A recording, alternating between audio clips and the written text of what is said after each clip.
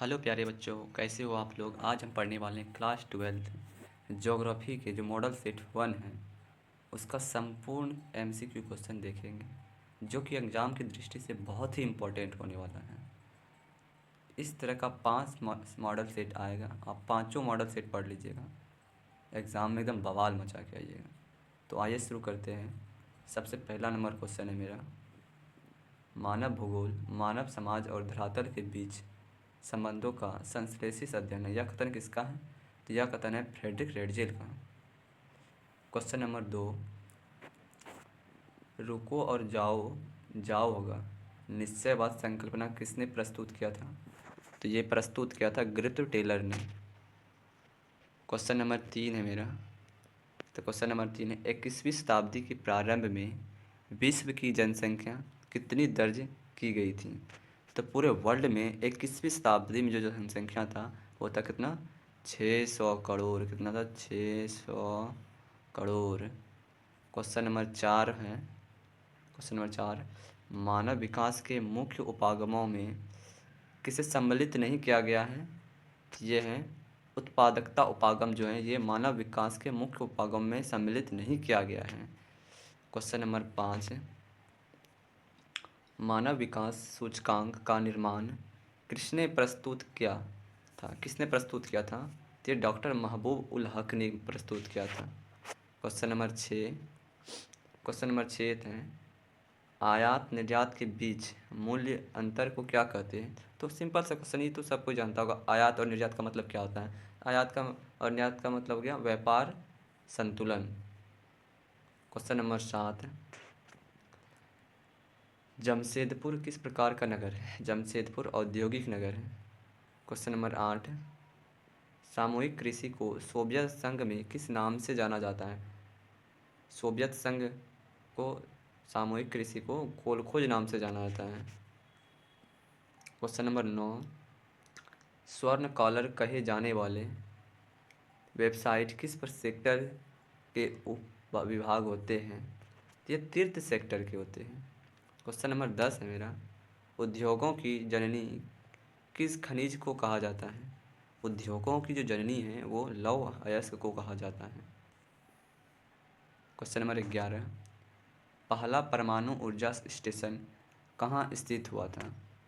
तो पहला परमाणु ऊर्जा स्टेशन तारापुर में स्थापित हुआ था। क्वेश्चन नंबर 12 है मेरा, जल संबल विकास और प्रतिबंध द्वारा चलाई जाने वाली कार्यक्रम नीरू और मीरू का संबंध किस राज्य से है?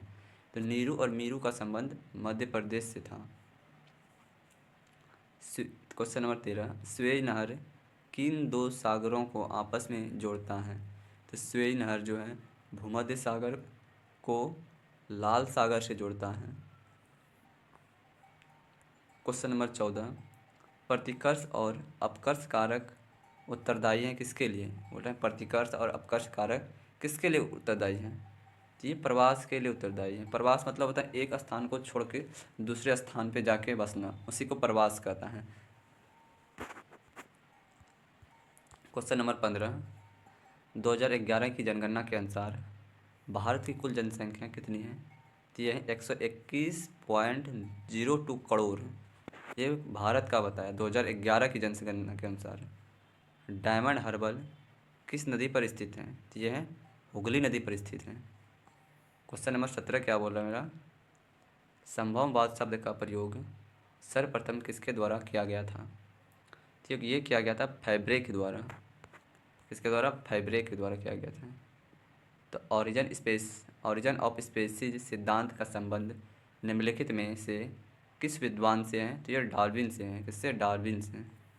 क्वेश्चन नंबर 19, जोग्राफिया या नेचुरलिस्ट के लेखक कौन हैं? तो वेरेनियस हैं। कौन है? वेरेनियस हैं। क्वेश्चन नंबर 21, 19 हो गया। क्वेश्चन नंबर 20, पर्यावरणीय एक सेकेंड पर्यावरणीय निश्चयवाद विचारधारा के समर्थक विद्वान एलन सैम्पल किस देश के थे? तो संयुक्त राष्ट्र अमेरिका का था। क्वेश्चन नंबर 21, किसने कहा मानव प्राकृतिक का दास है? तो ये कहा, किसने कहा था मानव जो है वह प्राकृतिक का दास है।